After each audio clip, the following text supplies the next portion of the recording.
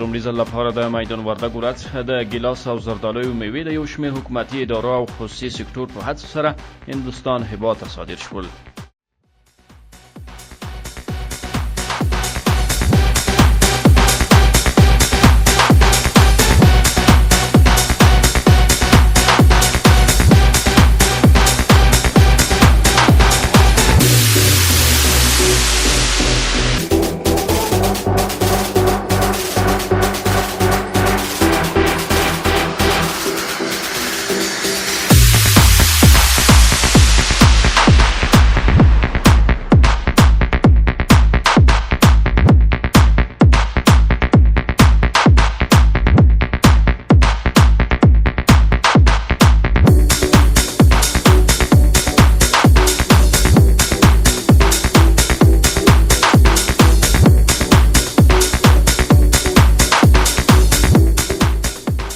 د میدان وردګو ولایت د کرنې او مالدارۍ ریاست وایي چې نړیوالو بازارونو ته د تازه میوو د صادراتو پیل به د کروندګرو په اقتصادي پیاوړتیا رغنده اغېزه وکړي او د تازه میوو بیې به لوړې شي.